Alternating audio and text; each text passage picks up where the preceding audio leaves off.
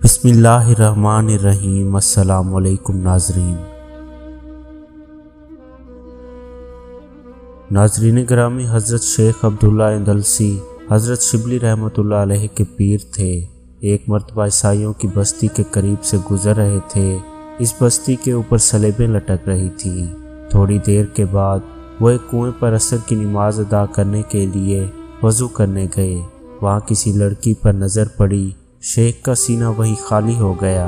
अपने मुरीदीन से कहने लगे, जाओ वापस चले जाओ, मैं इधर जाता हूँ जिधर ये लड़की होगी, मैं इसकी तलाश में जाऊँगा।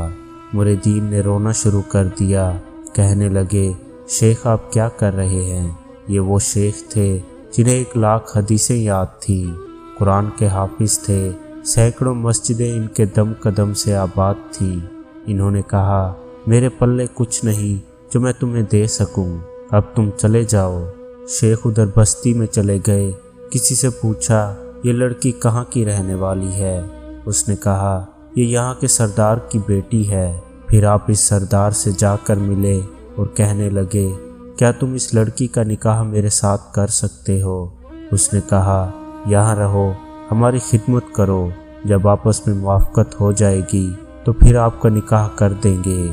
इन्होंने कहा, ठीक है। सरदार कहने लगा, मगर आपको सूरों का रीवट चराने वाला काम करना पड़ेगा। शेख इस पर भी तैयार हो गए और कहने लगे कि हाँ, मैं खिदमत करूँगा। अब क्या हुआ, सुबह के वक्त सूअर लेकर निकलते, सारा दिन चरा कर शाम को वापस आया करते। इधर मुरीदीन जब वापस गए और ये खबर लोगों तक पहुँची तो कई लोग सदमे से बेहोश हो गए।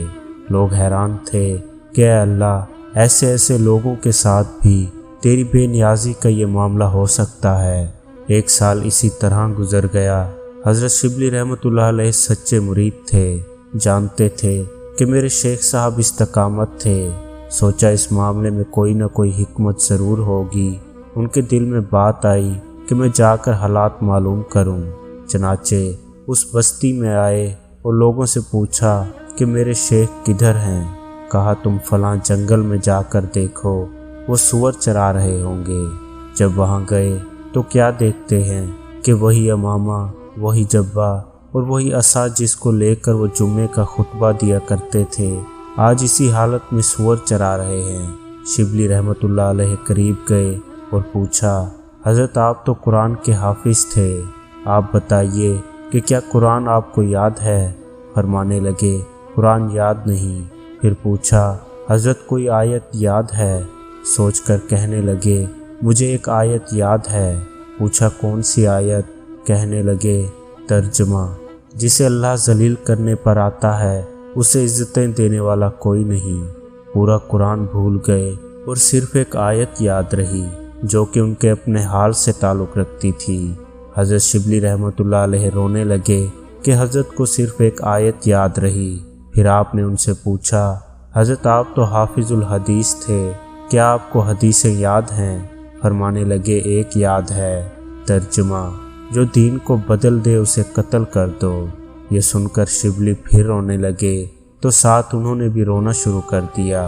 किताबों में लिखा है कि शेख रोते रहे और रोते हुए उन्होंने कहा, ऐ अल्लाह, मैं आपसे ये उम्मीद तो नहीं करता था कि मुझे इस हाल को पहुंचा दिया जाएगा। रो भी रहे थे और ये फिक्रा बार बार दोहरा भी रहे थे। फिर अल्लाह ताला ने शेख को तौबा की तौफीक अता फरमा दी और उनकी कैफियतें भी वापस लौटा दी। फिर बाद में शिबली ने पूछा, ये सारा मामला कैसे हुआ? फरमाया, मैं बस्ती के करीब से गुजर रहा था, मैंने सलेबें लटकी हुई देखी तो मेरे दिल में ख्याल आया कि ये कैसे कम अकल बेवकूफ़ लोग हैं जो अल्लाह के साथ किसी को शरीक ठहराते हैं। अल्लाह ताला ने मेरी इस बात को पकड़ लिया कि अब्दुल्ला, अगर तुम ईमान पर हो तो क्या ये अकल तुम्हारी वजह से है या मेरी रहमत की वजह से है? ये तुम्हारा कमाल नहीं है, ये तो मेरा कमाल है कि मैंने तुम्हें ईमान पर बाकी रखा हुआ है। बस अल्लाह ताला ने ईमान का वो मामला मेरे सीने से निकाल लिया कि अब देखते हैं कि तुम अपनी अक्ल पर कितना नाज करते हो। तुमने ये लफ्ज़ क्यों इस्तेमाल किए? तुम्हें ये कहना चाहिए था कि अल्लाह ने इन्हें महरूम कर दिया है। तुमने अक्ल اور ذہن کی طرف نسبت کیوں کی؟ دوستو، آج کی ہماری ویڈیو آپ کو کیسی لگی کمنٹ باکس میں ضرور بتائیے گا۔ تو جانے سے پہلے ہمارے چینل story.info کو سبسکرائب کرنا مت بھولیں تاکہ آئندہ بھی ایسی ویڈیوز ہمارے چینل کے ذریعے آپ تک پہنچتی رہیں۔ اللہ پاک ہم سب کو راہ راست پر چلنے کی توفیق عطا فرمائے، آمین ثم آمین۔